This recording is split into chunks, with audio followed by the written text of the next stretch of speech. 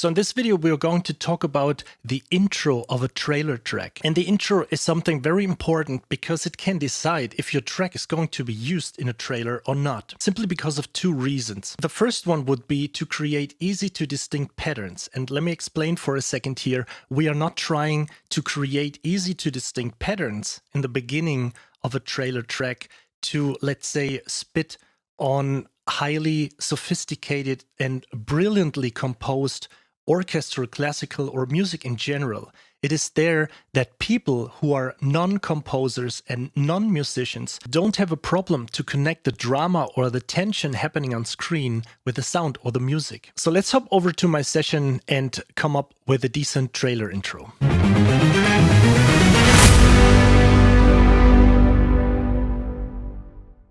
Okay, before we head into analyzing this thing, let me just play you the full intro.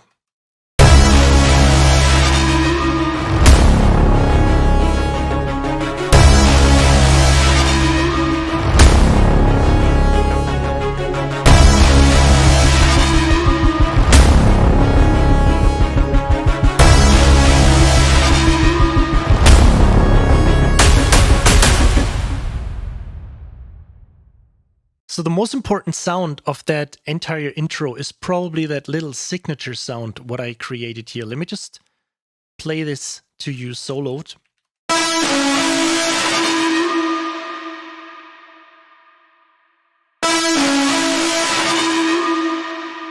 So it's just that lick, and it's kind of interesting because it's not just ba ba ba like a sound you can recognize and memorize pretty quickly. It has also this kind of little element towards the end where it just kind of sneaks up and acts like, you know, like one last breath or something. So let me show you how I did this. The first thing I did is just loading a simple single default instance of Serum. The only thing I did was introducing some kind of, like putting it to mono and adding a little bit of that portamento effect. And let me just play you how this sounds without effects. This is the entire sound. Nothing special, nothing, just the default sound. So let me just add the first effect I was introducing, which is driver. And this does this. That's everything. So you hear that little sneaking up at the very end. Okay, so the next thing I did was loading an instance of thermal, which kind of does a little bit of more interesting stuff with that. So let me play this to you in combination with driver. So it distorts this very last, what I call this very last, uprising, the very last breath, one last breath at the very end.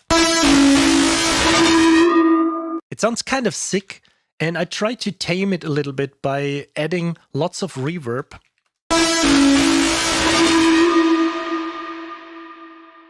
And then I wanted to shape that sound a little bit more by having some EQ, which is basically getting rid of that frequency here at around 250 or 300 hertz, 306 to be precise. And let me just play this without EQ again. And then with EQ. So it makes it even smaller. What we can do is that if you find it too aggressive, we can just add a little bit of a thingy here and just lower or tame the high frequencies. Whoops. These are all the little accidents that can happen. And, you can always find something interesting by simply experimenting. To be honest, if somebody's telling you that everything they do when creating these sounds has been, kind of structured from the very beginning and that they exactly did what they do, I mean, of course, there are a lot of sound designers, they know what they are doing because they do it every day. But there is probably, I don't want to put out any numbers, but a lot of these things happen on accident. And by just fooling around, trial and error, just rearranging plugins. And as in this example, I didn't use driver at the very beginning. So this is how this sounded at the very beginning. And I thought there was something missing. So this is when I came up with a driver and put it in front of or before thermal. And I got that little bit of a feedback in the back of the sound at the very end of that sound. The next thing I did is adding another instance of repro 1, and I was using one of the lead sounds, TAS snake or TAS snake, and it sounds like this. There is no effect on it, nothing. This is a sound I used, and I didn't apply any reverb or anything. I just mixed these sounds up. And the reason why I did this is that the first sound sounds a little bit too wishy-washy, too sick, too undefined. And I wanted to define it a little bit more by layering some different element on top. And this is how the sound sounds with the repro 1 instance on top. So let me just play that without. And again with. It's just a little bit of something coming up. So next up would be the trailer drums I used here. And this is what I also mentioned in, let's say, the intro of this video. We want to have clear and distinct drums and not a too sophisticated pattern. So let me just play this in combination with the signature sound. What's happening here?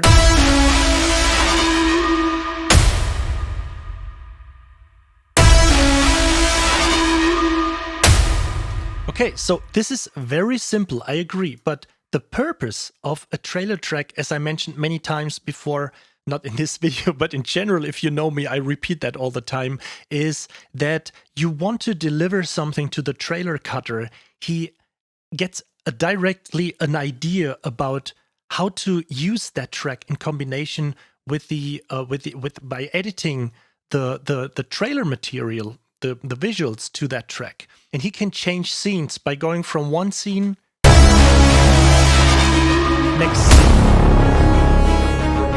one scene,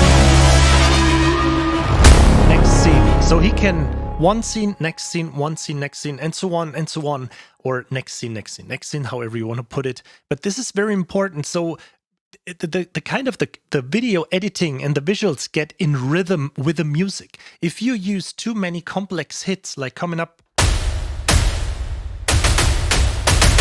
right in the beginning, I mean, how can you control this in terms of visuals? You always have to think visuals, almost never think music only. You have to always combine that with the visuals.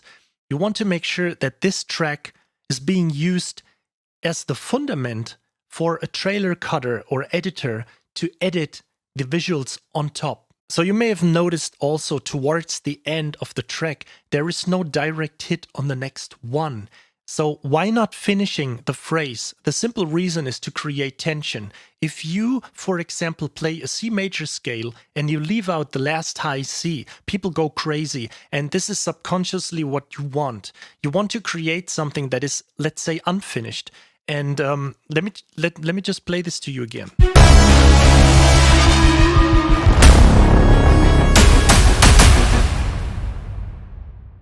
So it stays open for more. So you raise the awareness and the tension and the excitement, and then head over probably after like 1 or 2 bars of a rest, and then head into the main part. This is how you create tension. Okay, next up in line is a little Heaviosity Mosaic bass instance, and this sounds like this.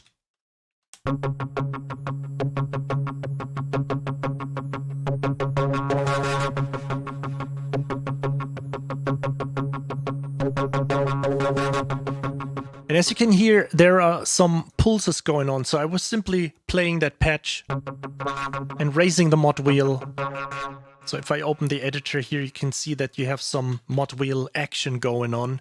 I simply did that to create, and let me just play this to you in combination with the previous instruments we talked about so far.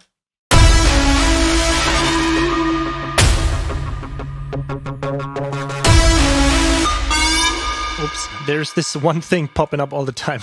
So you introduce some kind of a pulsing element, which is not like an entirely, low bass or something, but something in the middle that kind of adds up to the other instruments by introducing some pulse.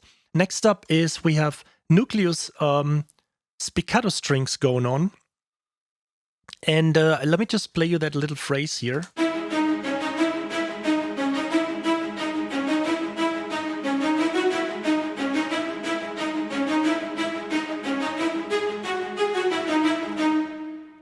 So it's just a little string phrase to have some organic instruments in there. And I think it's always a good idea to have some orchestral elements in there, because we are naturally, driven towards the sound of an orchestra, because simply it reflects the entire, let's say, frequency spectrum or harmonic spectrum of what we can experience.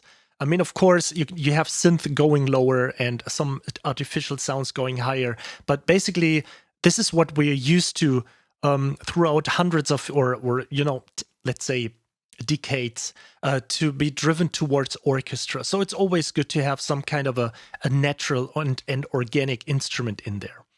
Next up in line, we have some low pulses. And I'm not introducing them Devastator low sub pulses, and I'm not having these from the very beginning, but just from half of the intro, so that something additionally happens. It's very subtle. I could add more, but I felt like this is okay. So let's listen to this isolated right now, soloed. Just some little element which is driving the track a bit more and adds a little bit of more tension. So you may want to listen to this in combination with this little thing here, another repro instance. And I just can recommend this little package here by The Unfinished or Matt Bowdler. I'm sorry.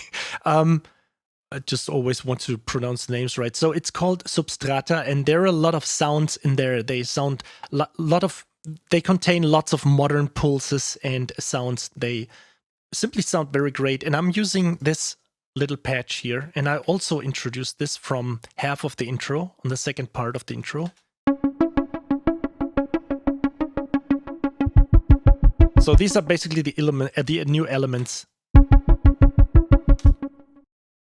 that popping up on that track. So let me just play this to you again without having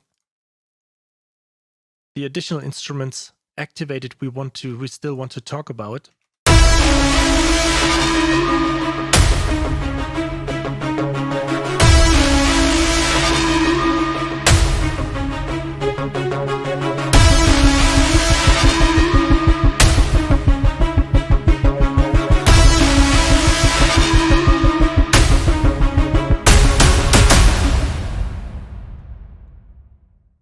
Okay, so next up in line, we have another instance of Repro 1 here, again by the unfinished pack Substrata, and this is the Sound LD Fairground. It's just like that little thing here.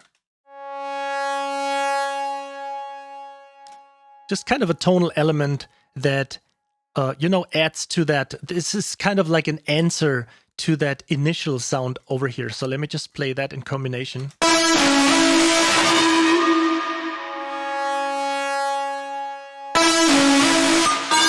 Okay, so as this thing popping up all the time. So you can see this like a question-answer game, and this is always a very good thing to do. You just come up with something, you answer it. Then you ask a question again, you answer this. This is how you create, let's say, a sense-making pattern. The next thing in line is I introduced some soft Brahms, again by Devastator. I think it's just a great library for trailer work. And let me just play these to you.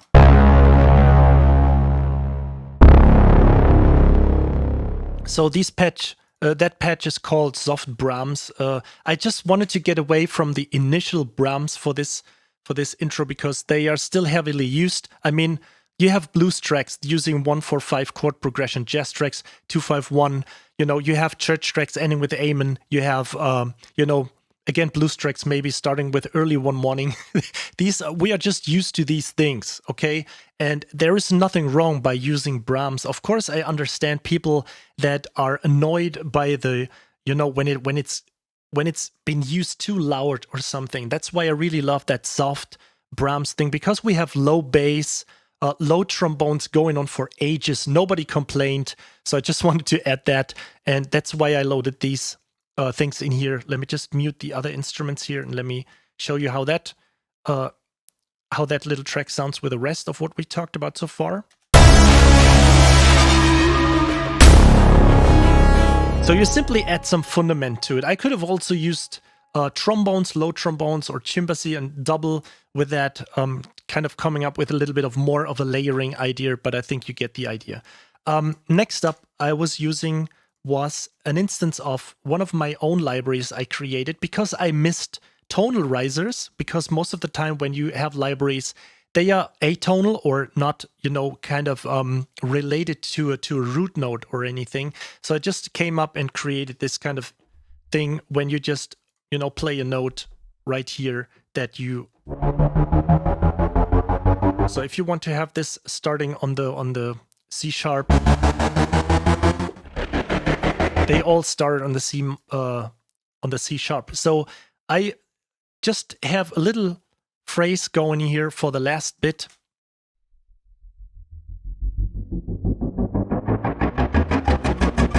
And I simply programmed this patch or the entire library, or actually all of my libraries, you know, with having a cutoff filter attached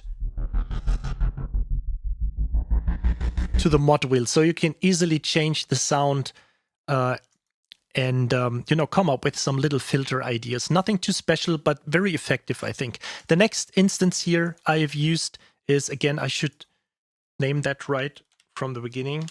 So we have some organic rolls, and I use these to, you know, kind of complete or put like a little answer to that, to those drums up here. So let me play this to you. So it's just a little roll coming in to put the same, as I said, right now you have like a question, if you want to see it like this, a question, a little hit, and then you have the answer. But instead of just introducing another hit, I decided to come up with a little, you know, with that little roll in front. Okay, so I really hope you enjoyed this video. If you have any questions, feel free, as always, to use the comment section below. If you have some suggestions, if you have some feedback, if there is anything you want to see, please let me know. I will get back to you as soon as I can. I would be really happy if you give me a like for this video, or even subscribe to my channel just in case if you haven't already. And thank you for watching this video. I appreciate you taking the time to watch my videos. Thank you, as always, for the great feedback I have been receiving in the past. Take care. See you on the next video. Bye.